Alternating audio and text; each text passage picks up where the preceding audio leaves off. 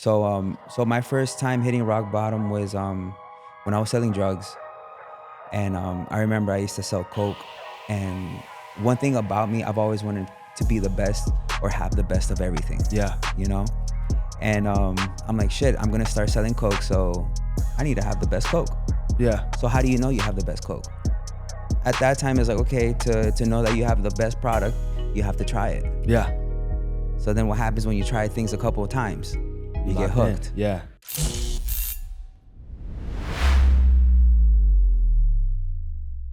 Let's go. Another episode of Adversity Kings. Today we have the special guest, the barber of all barbers, the barber of Miami, Billionaire Barber, Let's Mr. Jose, go. dog. How you doing, bro? Appreciate you, brother.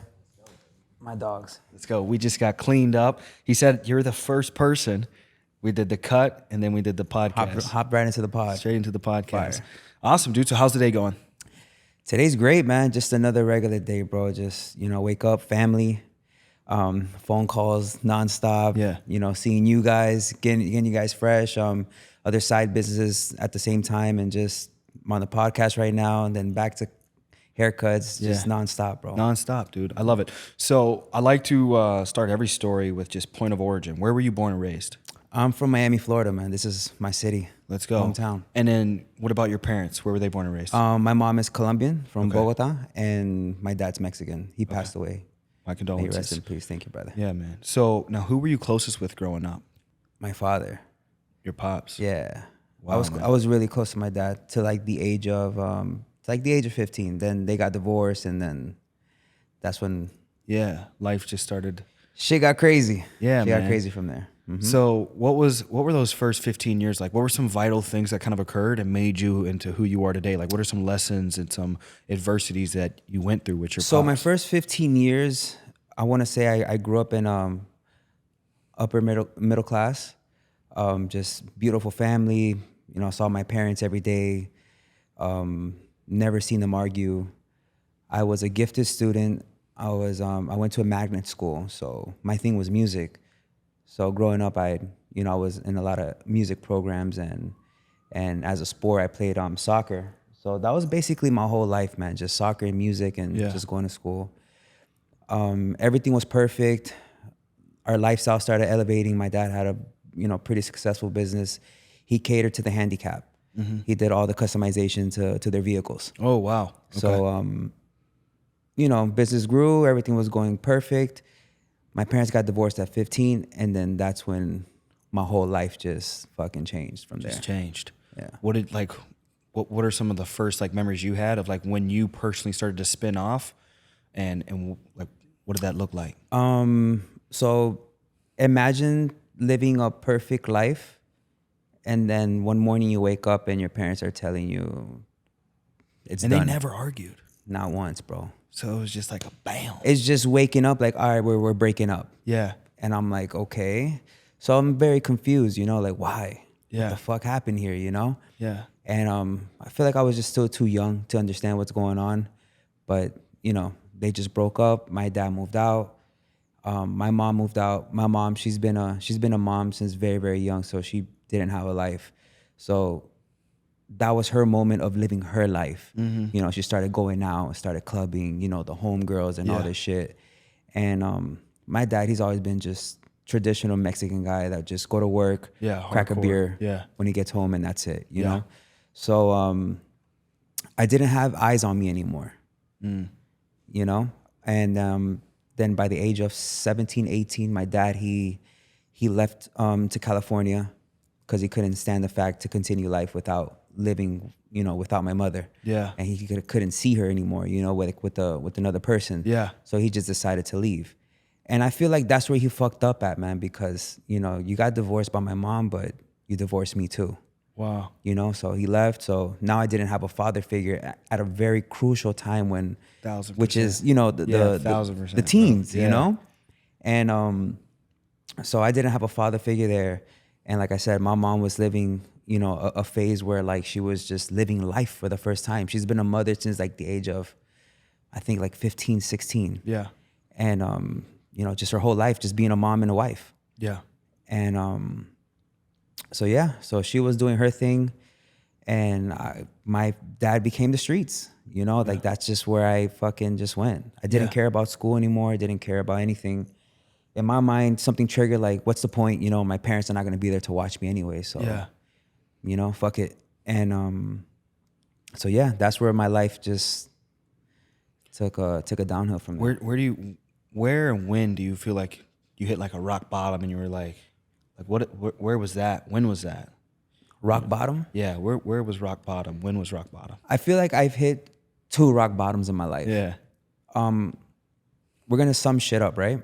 Yeah, whatever you want to do. You can go deep, you can sum it up, whatever you're comfortable with giving to the audience. I'm an open book, bro. Go ahead. I feel like people can hear this and they could, you know, relate. 1,000%. So my first time hitting rock bottom was when I was selling drugs. And I remember I used to sell coke. And one thing about me, I've always wanted to be the best or have the best of everything. Yeah. You know? And I'm like, shit, I'm going to start selling coke, so I need to have the best coke. Yeah. So how do you know you have the best coke? You do what Frank Lucas did. What? American Gangster. Have you seen that movie? Yeah. Where he goes straight over and goes straight to the source. Yes, but you know, these are different times. So I'm still a kid, you know. You're young. I'm not gonna travel to Thailand and shit. So you're super young. Yeah, I'm a kid. Okay. I'm a kid. So at that time, it's like, okay, to know that you have the best product, you have to try it. Yeah. So then what happens when you try things a couple of times? You get hooked. Yeah. Yep. So then that's my first rock bottom. You know, Wow. I got hooked on that, and I'll never forget, bro. It was a fucking roller coaster, bro. Just selling it and being on it. I was just a train wreck, dude. You know, I was just self-destruction. One day, I saw myself in my room doing it, and I heard this voice saying, "Jose, this isn't you." Wow. I want to say it's God's voice. Yeah. And I heard that voice. I broke down in tears. I told God, please, God, take this demon away from me. Yeah. I promise I won't ever look back if you take this away from me. Wow. I woke up the next morning not craving it. Wow. That's insane. Like I'd never done it. Yeah. Like I've never done it, bro. So that's one. And then my How old were you there? Like 18, 19. Okay. 18. Okay. I was 18. And my second time was when I was doing fraud. I was doing fraud at the time with one of the homies, and we got caught. Thank God nothing happened because it was an illegal search. Yeah. And the shit fell off in court. Wow. But that's when I hit rock bottom because I ended up fleeing the country. Wow. This is the first time I'm telling the story, by the way. Wow. It was the first time telling the story. And so yeah, I left the US. They took me in, they booked me in, and they told me, you're looking at 30 years, or you can sign this paper and we'll let you walk free, but then I have to become a confidential informant. Yeah. And I'm like, okay, so if you're telling me I signed this paper, I walk right out of here. And they're like, yeah, you sign this paper, you walk right out of here, and we'll keep in touch. Yeah. I'm like, okay, perfect. Let me get the paper.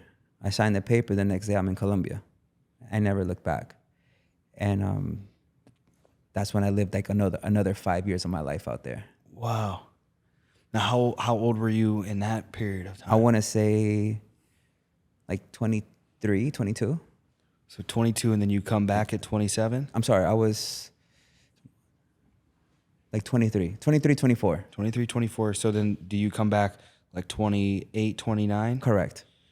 And then is that like when the barbering starts? No, I've been cutting hair. So you were cutting hair also The whole in the time. midst of this. Yeah. When did you pick up your first pair of clippers? I want to say at the age of 14, 15. Wow. I picked up the pair of clippers, bro. I told my mom, Mom, can you buy me some clippers? And she was like, yeah, sure. And I started cleaning myself up, cleaning the cousins up, fucking them up. Yeah. Yeah. But I knew I wanted to be a barber by the age of 5. Wow. It's just something about the shop, man. It was my happy place, bro. Mm-hmm. You know, most kids cry. Yeah. And I was excited to go to the shop. Yeah. And when I saw that shit packed, it was like the best for me because I knew my mom was like, fuck. just call me when you're done. Yeah. You know, and she'll leave me there, and I'm just chilling at the shop. You Yeah. know, and when I grew up as a child, I grew up in a black neighborhood. Yeah. So it's, you know, you get that barbershop 1,000%, bro. You know, so And have you ever seen the movies Barbershop? that was Because the like vibe. that's kind of like the barbershop. Like that's the barbershop my dad took me to when I was in Arkansas. That's the barbershop my mom took me to even in Pennsylvania. And I don't know, because my mom's white, my dad's black. I don't know if my mom thought like she was doing something by keeping me involved in like my community, but took me to like one of the blackest barbershops. But like it's literally, that movie is a pretty good representation of like the barbershop is probably the only type of therapy I actually believe in. You know what I mean? I think every man should go out and try a therapist just to go see that. I don't think that shit works. I think working out, Facts. you know, developing yourself, like biohacking, and a barber is the best type of therapy you're gonna have. Facts. So you're going through this journey in your life. You come back at 27, but I want to go into Colombia. What was living in Colombia like? Because I've been saying I was plata or waiting plomo for you to since I ask was, me that, bro. Bro, I've been saying plata or plomo since I was like 18 years old. When my mom went away, my dad, it's like really the only like memories I have with my pops, and like 2 hardcore years. And dude, he was just so obsessed with Scarface. We would watch Scarface, we'd watch Troy and all these war movies. And he always was just building into my mind, like, you're going to take over. You're going to be like a king. You're going to take over and just like run a world, run the empire. But I fell in love with just like studying this shit, and not even like in regard to like just the drug empire, but more so like how these guys got so much power, respect, and money. And Pablo was always up there, dude. So like, what was it like being in Colombia? So it definitely wasn't plata plomo out there. Yeah, no. All right, so I got to Colombia, to a small town right out of like 30 minutes away from like the city. It's I want to say it's a town where you have low class or upper class. There was no middle class. Yeah. And so like a bunch of people that worked in the city, they had like ranches out there. It's like 30 minutes away. Yeah. It's a town called Cota. And so I landed there, and I went to my aunt's house. And then she was like, "You fucked up, didn't you?" And I'm like, "Yeah, Tia, I fucked up, man." And I told her everything. She was like, "Fuck, man. Like, when are you gonna fucking learn?" Yeah. Because my whole life has been like that. Just Yeah. giving my mom headaches, just in and out of jail. Yeah. Giving my fucking mom, my mom hell, bro. And Yeah. this was the one that was like, fuck. Yeah. You know? And I'm like, "I know, Tia." And she was like, "Well, you know, you're in Colombia now. There is no like you die and restart here. Like, this is a third world country. You fuck up, you fuck up. Yeah. Like, this is your life out here. You know, over there in the States, it might be a slap on the wrist for you, but out here, we don't play that shit. Yeah. So this is your second opportunity at life. Take it like you being reborn. Yeah. And, you know, let's get to it." I'm like, "I know." I'll never forget the day I left. The day before I left Colombia, I picked up my mom from the airport. She was in Colombia for a month. So I was doing this scamming shit for a whole month. Yeah. While my mom was away. Yeah. So imagine a mother coming back home from vacation, and then my first words to her is like, "I'm fucked up, Mom." And I tell her everything, and she was like, "This gotta be a prank." And then I come from my room, and I hand her like $250,000 cash and a bunch of merchandise and all this shit. And she was like, "What the fuck?" That's when like everything sunk in. Like, Yeah. "The fuck did you do, bro?" I'm like, "I fucked up. I gotta go." Yeah. So I'm like, "Look, I'm gonna slide. You're gonna send me my money little by little, and we'll figure it out." And then whatever. I landed in Colombia. When I landed in Colombia, I called my mom. I'm like, "All right, Mom, I'm here." I didn't take anything with me just in case I get caught up in the airport. Yeah.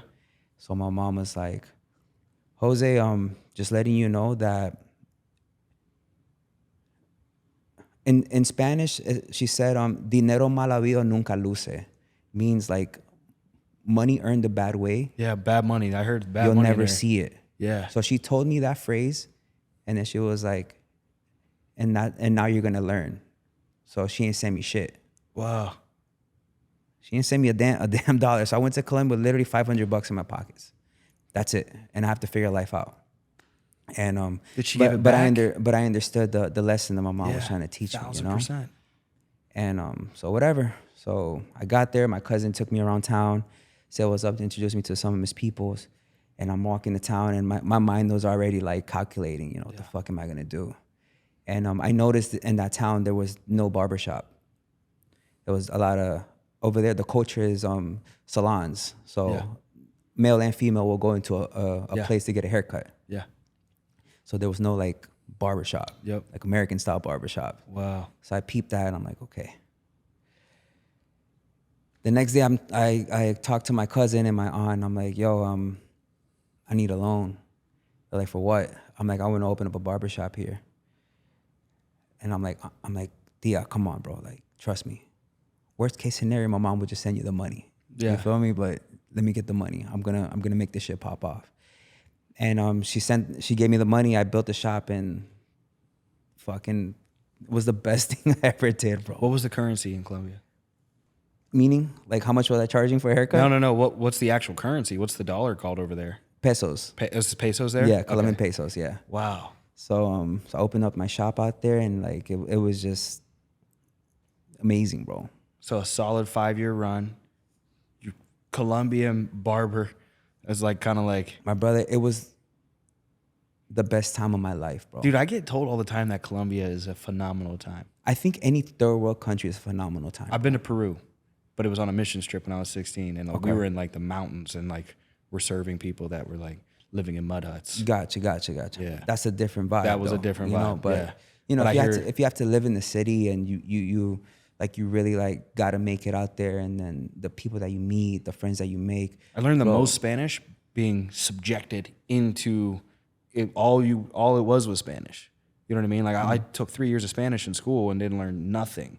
Then I went over to Peru for 2 weeks. You're forced. You know what I mean? I'm like, damn, gotta I'm pick it picking up up on this a little bit. Mm-hmm. So yeah, bro. Honestly, the best time of my life, bro. yeah, Like I would never feel that ever here in the States. yeah, I love my country, America, bro. But it's just something about out there, bro, that, you know, with money or without money, you don't feel stressed, bro. yeah, Out here is like you're stressed out no matter what. yeah, No matter what. Yeah, No it's matter high how tension. many billions you have. yeah, If anything, the stress gets even bigger. yeah, Out there, bro, is like there's no stress. yeah. It's a fairy tale. And that's what I felt for 5 years straight out there. A fucking So why fairy come tale. back? Because when I left, I had my oldest son. He was already born. Wow. I left when he was like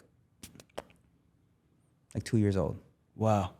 He was 2 years old already. I left, and yeah, that's the reason why I came back, because of Now, him. was that hard being away? Yes, hell yeah, Yeah.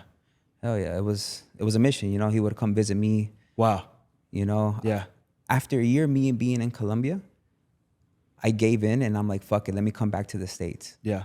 because all my peoples were like, yo, like we're good. Yeah. And I'm like, nah, y'all motherfuckers trying to set me up. Yeah. And but I gave in, and I came back, and we're good. And that's when I found out like the case was dropped. Yeah. Nothing happened, all this shit. And then by the third month back in the States, I'm like, what the fuck am I doing here, bro? Yeah. I'm just gonna get back into trouble. And I left, and I stood the rest of my life there. Wow. So you finished the 5 years out, you're doing visits, you come back, but then you're like, all right, I'm coming back. So you get back, your son's 7. What, like, do you just immediately start a shop here? And how old are you, 29? So when I was in Colombia, life was so easy, bro. Money was so easy. My wife at the time, she had a successful business. I met my wife out there, by the way. Wow. I got married out there too. Wow. So she had a successful business. I had mine. We were good, bro. And we were doing so good that we were bored. So she was like, babe, we should go to school. I'm like, and do what? She's like, let's become nurses. And I'm like, all right, fuck it. Yeah. So I went to college out there and became a nurse, a registered nurse. Wow. Holy shit. No one knows this. No. I don't even talk about it, bro. My God. Mm-hmm. Registered nurse, billionaire barber, Yeah, bro. king of the streets. Come on. What else? Okay, so this is a deep story. So you come back. So first off, you guys got your registered nurse, and then when do you guys come back? What do you mean, when do we come back? Like, 28, you're 29. How old are you? I'm 34 now, so No, I'm 30. I'm 35. Turned 35 this year. Okay. 6 years ago. Okay, so 6 years ago, so you were 20, 29 years old. Yes. So you're 29, you get back. Like 29, 28. Did you start a shop here? No. So I came back and now I'm like, okay, we're gonna validate our registered nurse. Mm-hmm. You know, because I'm like, fuck the barbershop, because the barbershop is what's always got me in trouble. Because it's just I'm constantly meeting bad people all the time. You know, Hey, I gotta play for you. fuck. You feel me? It's Yeah. always I gotta that. play for you. Yeah. You feel me? It's always that. So I'm like, fuck, bro. Fuck the shop. Let me validate this fucking registered nurse degree and let's get it. Yeah. So so I went to school. I did my associates. I did the application to enter the nursing program, and they're like, sorry, sir, we can't accept you. I'm like, why? And she's like, because you're a convicted felon. Yeah. So I'm like, okay. So you couldn't tell me this in the very beginning? Yeah. And they're like, oh, sorry, it is what it is. I'm like, all right, cool. So school's a scam. Absolute scam. Okay. Then I applied to talk to the board of nursing to let them know my situation, that I was a kid at the time. I fucked up. Yeah. Who doesn't fuck up as a kid? Yeah. But I'm a grown ass man now with kids. Yeah. And they're like, sorry, sir, it's just we can't do shit for you. So my last words to them was, okay, cool. Thank you. Then I guess I'm gonna have to go be a criminal for the rest of my life then. And I walked out. Yeah. And they were like, shit. Yeah. And but thank God, bro. Yeah. Thank God I'm not a nurse, man. Yeah, dude. 1000%. Imagine if you would have went down the nurse path, all the doors that wouldn't have opened, because the door that you wanted, God kept closed, but opened up all these other doors you didn't even see coming. I found out that my whole life I've been trying to run away from the Clippers, bro. Yeah. You know, with trying to, you know, get that fast money, and just I've always wanted to run away from this shit. And like the day I decided to lock in, like just really give in. Yeah. And like, all right, like I get it. I'm meant to be a barber. Yeah. Let me focus on the main thing. Yeah. Like everything just started opening, bro. But you got to keep the main thing the main thing. Have to keep the main thing. When did you lock in and say, I'm just going all in on the Clippers? Oh, when I came back. So like after you applied, As soon as I told the nursing program that I'm Straight gonna to be the a criminal Clips. for the rest of my life, Yeah. I told my wife, all right, babe, like I'm not gonna be because they told me like, oh, but you could go ahead and study business administration or some other bullshit that doesn't require, you know, a state board exam or some bullshit. And I'm like, nah, bro, like I wanted to be a nurse because I love to help people. Yeah. Because cutting hair, I'm with people. Yeah. Being a That's nurse. the first thing you told me. He's like, man, how can I help you? And you don't even know me from Adam or Eve. You know what I mean? So I was like, damn. This is You a legit know, barber. so when I saw that wasn't an option, I'm like, all right, cool. I'll go back to the Clippers. Yeah. And I'm gonna lock in and I'm gonna figure this shit out. And that's it. That's when I focus on the barbering again, and I never stopped, never looked back after that. Wow. Now, did you go straight to shop or did you go straight to the portable with the van? Barbershop. Barbershop. I just went straight to the barbershop and I did my thing at the shop, man. Started making $200 a week, bro. I'll never forget. I came back to my mom's apartment. It's my wife and I, our 2 dogs, and the baby in 1 bedroom. And I'm just looking at my wife every night. I'm like, babe, fuck, I only made $200 this week. She's like, don't worry, you know, there'll be better days. And and it was just a grind, bro. What a It's just loyal grind. Oh man, God bless her, bro. Man, that's the best. Fuck, man. Yeah. She didn't want to come to the States. Wow. That's the main reason why. Like, I'm like, oh, she's the one. You know? Yeah. She didn't want it. She's like, why am I gonna go to the States? We have everything we want here. Yeah. What are we gonna do over there? Start over? She's like, Yeah. yeah, right. We're good here. But I'm like, babe, I have my son there, so either you come with me or like I'm gone regardless. Yeah. You feel me? I gotta be there for my son. So she came through and, you know, thugged it out with me. Bro, that's the Thugged it best. out. That's the absolute best. Man, okay, so you guys are thugging it out, $200 a week. When do you have your first breakthrough? And you're like, man, oh shit, this shit's about to take off. Man, I felt my first breakthroughs when I finally hit $1,000 a week, bro. Yeah, I know that feeling. I was like, fuck, because I know was that just feeling. preaching that in my bed at night. I'm like, babe, can you imagine if I'm making 1,000 a week right now? Fuck, man, that'll change our lives. Yeah. That'll change our lives, babe. We'll get our own little place. Yeah. And she's like, you got this. My bad, bro. I tear up. Yeah, bro, I already know that Fuck. feeling. Yeah.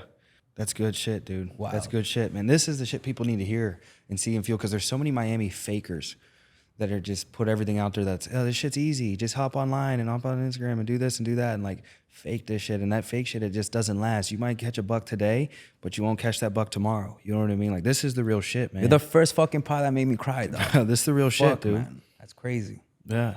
You brought it back, bro. This is good. You can make me fucking cry. I'm thinking about the fucking journey, dude. And I'm a bitch when it comes to like thinking about this shit, dude. Because people don't know the nights, the mornings, sleeping there and just being at rock fucking bottom and entrepreneurship business, people passing away, life just happening, and you got motherfuckers out there that like they don't know the game, they don't know the deal, bro. This is real shit. That's why like when I connect with motherfuckers and I'm like who I aspire to be like, it's getting easier as I get older to realize like, man, it ain't supposed to happen overnight. You ain't supposed to see $1 billion overnight. You ain't supposed to see the cars and the houses and the the acquisitions overnight, because you wouldn't become who you became in the process if it happened like that, man. Facts, so that shit's so sweet, man. It's precious. So that's the reason why like I'm the black sheep of the family, bro. Yeah. I'm that guy that like people are like, yo, like you can't be like this guy. Yeah. You know, and it's like I fucking made it, bro. Yeah. I'm not supposed to be here right now. Yeah. You know? 1,000%. A lot of people say that, but like, no, you definitely not supposed to be here, I'm not bro. supposed to be here, dude. Yeah. Like I kind of sugarcoated this whole fucking story to you. I imagine. Like there's a lot more shit. Imagine. A lot more shit that's I've been through. Yeah. You know, I'm not proud of, but it made me to who I am today. No regrets. You Just know? lessons. So that's what tears me up. Yeah. You know, because I'm telling you this, but You know what you I'm came really, from. really thinking Yeah. of the whole shebang, bro. And it's like, fuck. Crazy.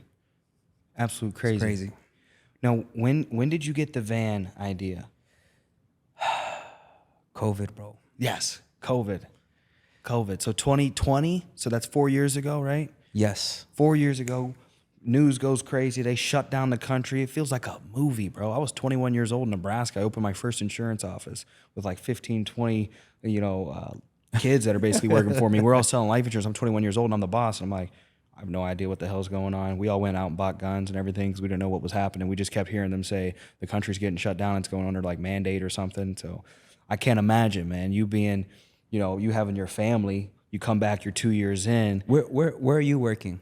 I'm a year and a half, 2 years into insurance at that point. Perfect. When COVID happened. But you're working remotely, right? We were doing door-to-door insurance sales in Nebraska. Fuck. Yeah, we were going door-to-door selling insurance, and I was the boss teaching 18, 19, 20-year-olds how to go door-to-door in Lincoln, Nebraska.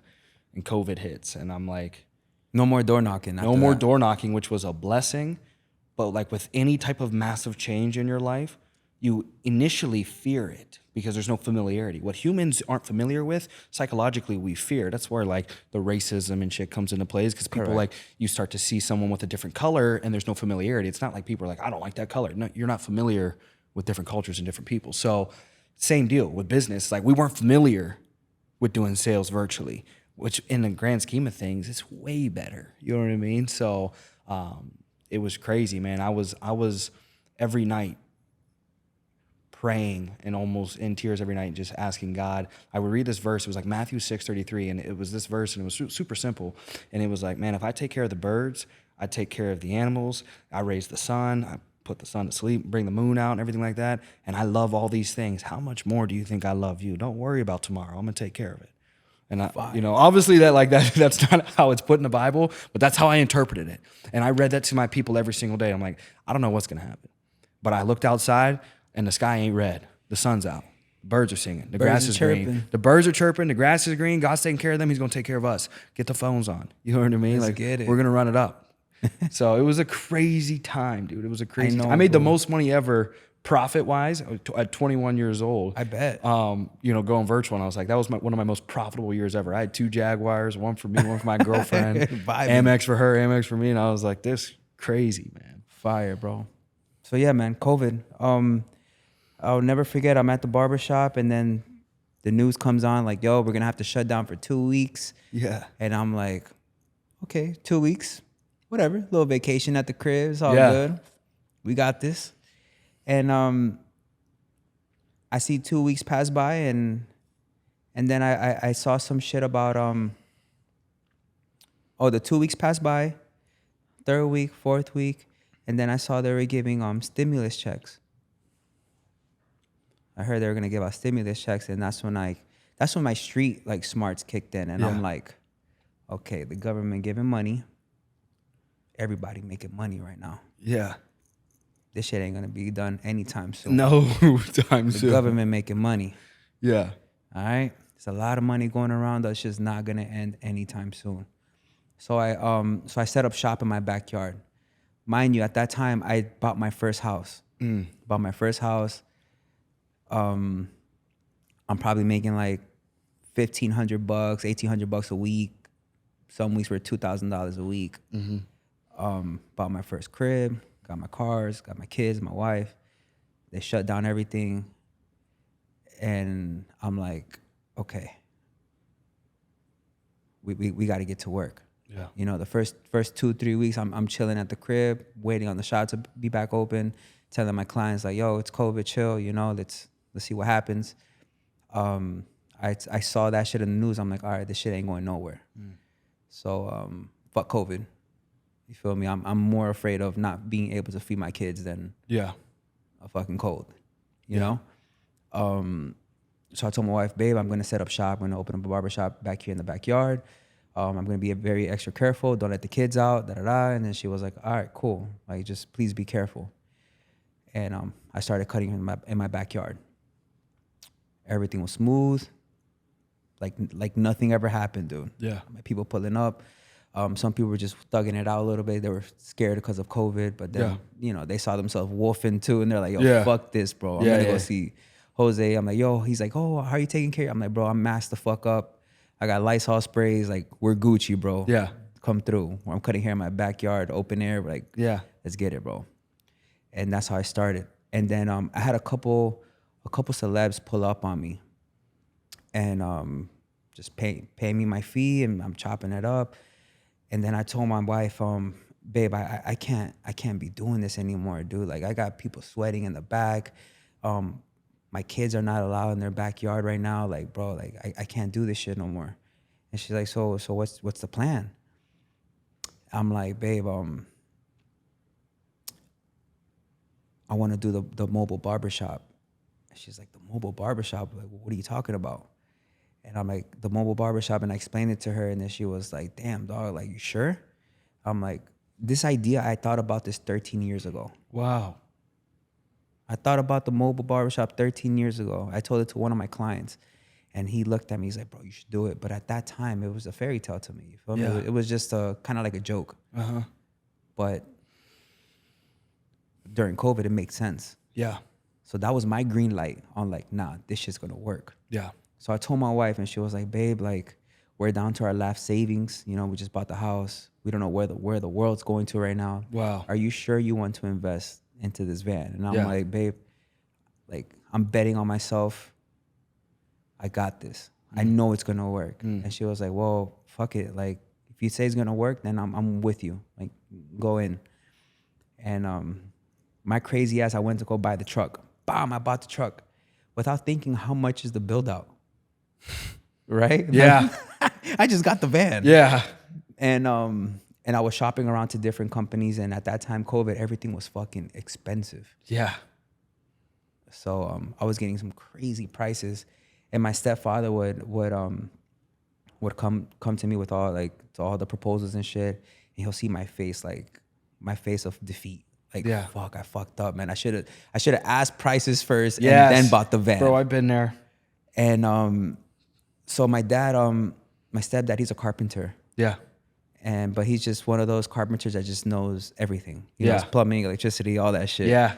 So he looked at me, he was like, Jose, don't worry about that shit. Cause he kind of peeped game. They were kind of telling me how to build the truck and whatnot and what it requires and all this shit. So he was just in the back just studying this shit the whole time.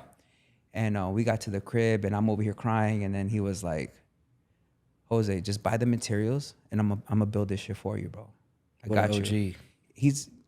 We're talking about a 70-year-old man at the time, you know. He just built that shit in the backyard, and he built it in 30 days, bro. And that truck that you were just getting a haircut in, he built that. Wow. Himself. And so yeah, man, God bless him, bro. He believed in me, and And that's it, bro. The truck was born. And while he was building the truck, I'm thinking of a name. I'm like, damn, what am I gonna call myself? I'm like, Billionaire Barber. I'm like, nah, fuck Millionaire, bro. Yeah, millions is. I'm like, fuck Millionaire, bro. Because at that time, like the new billionaires, the new millionaires, right? 1,000%. Yeah. So I'm like Billionaire Barber, and I just love the way it sound. Yeah. Like it sounded right too. Fresh. And I'm like, fuck it, bro. We're gonna speak this shit into existence, bro. Wow. Billionaire Barber, and that's it. And that's when I ran with that brand. I asked another barber at the shop, I'm like, yo, because I saw he was like always into like graphic designing and all this shit. I'm like, yo, make me a logo. And I sent him Billionaire Barber, and so I sent him the Balenciaga logo. Yeah.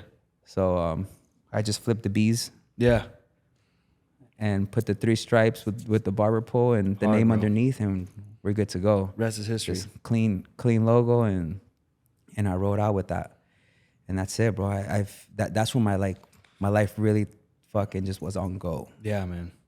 And what a brand you've built, dude. Quality over everything.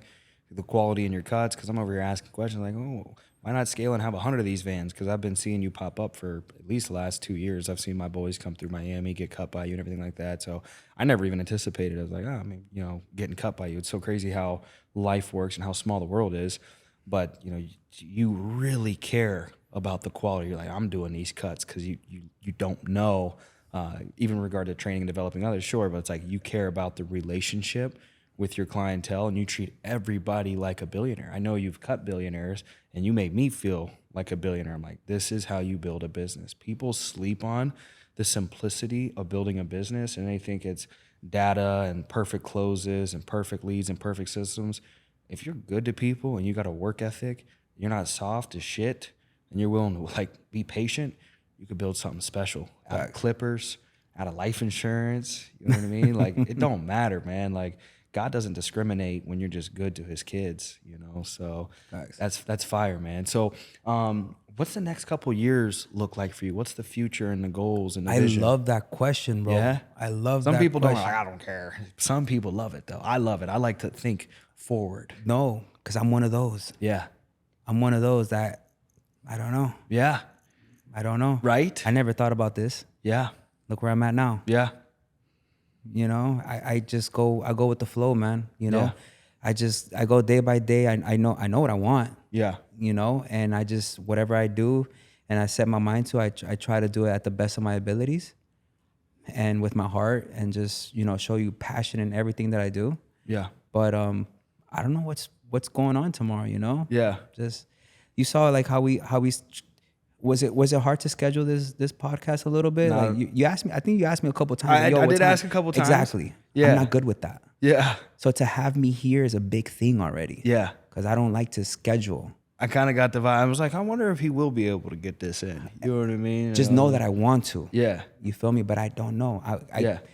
There's a possibility I might be somewhere else. Yeah. I have clients that fly me out. Yes. Or you were telling me a story of some getting shit. PJ'd out. Like, You never know. You never know. So PJ or podcast? So like I Let's say the hate PJ. telling people yes Yes. and like not coming through. Yeah. No, 1,000%. So I'm always a last minute type of guy. Yeah. But I need to get better at this though, man. Yeah. No is a very powerful thing though. When I look at individuals that are super wealthy, no is one of their favorite words. No, or like not fully committing to something unless they know they can over deliver.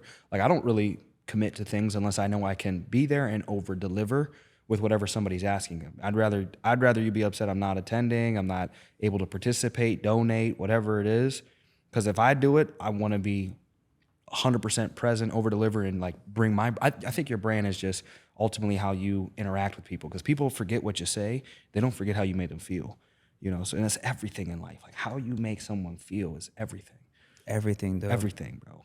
So that's where Billionaire Barber hits. You making people feel like billionaires. So yeah, bro. Like when I said yes to you, Yeah. I finally said the days because like I psychologically told, like I was battling my demons inside, telling myself, yo, like Trump could call himself, bro. I'm not gonna miss this fucking podcast. Yeah. That's like when I told you yes. Like, Wow. fuck it, I don't care what happens. Or Wow. I'm gonna be here. You feel Means me? the world. But I had to like, Yeah. I had to battle that inner me. I'm like, yo, Yeah. who cares? Who calls? Whatever. Just once you say yes is yes. And Yes. that's it. Let's go, man. Hey, where can people find you as we start to wrap up? Is there anything that we've left out you want to add in? Nah, man. I think you got a pretty good pod with me, bro. You got some This was tears, fire, bro. dude. Yeah, no, this was a You great got episode. some tears there, bro. You're the first one to do that, man. Yeah. We went deep. We went deep on this. Yeah. Something else I could tell your viewers, bro. Just fucking believe in yourself, man. You know, there's gonna be a lot of doubters. A lot of people that's gonna doubt you. Yeah. A lot of people are gonna tell you no. A lot of people are gonna tell you your idea sucks. It's not gonna work. Who's gonna pay you that? Mm-hmm. You feel me? Yeah. Fuck them, bro. Yeah. Like, as long as you believe in yourself and your brand and like, bro, with just whatever you do, just put like your all and your love into it. Don't think about the money, because once you think about the money, bro, like, you're not gonna make it. You start tripping up, man. You're not gonna get the money. Yeah, you start tripping All right, up. do shit out of passion, out of Yes. love, because you truly believe in it. Money's coming, always gonna come at the end. Yes. It never fails, bro. It just comes at the end. Yeah. People can feel the passion behind anything. 1000%. So, you know, just believe in yourself, bro. Yeah. And God. Yeah. You know, Faith I go to isn't church fear. every Sunday, man. I try not to miss a beat, bro. Thanks to my wife, she planted that seed in me. So Yeah. you know, God first, bro. You know, I praise Him. Everything I have is because of Him. Mm-hmm. You know, He gave it all to me. Yeah. You know, there's things in my life that I don't understand, and the answer is God. Yep. You know, when you can't find the answer to it, Yeah. but Amen. that's the answer. Yeah. You know, so that's it, man. Just keep God close to you, believe in yourself, do things with a lot of passion, and you know, just be a good person, bro. Let's go. That's it. Fire. Shout out to Billionaire Barber. You guys will be able to find him on Instagram, Billionaire Barber. Billionaire Barber, Miami. Let's Billionaire go. Barber, Miami. Let's go. Another episode of Adversity Kings. Peace out. Let's Peace. go.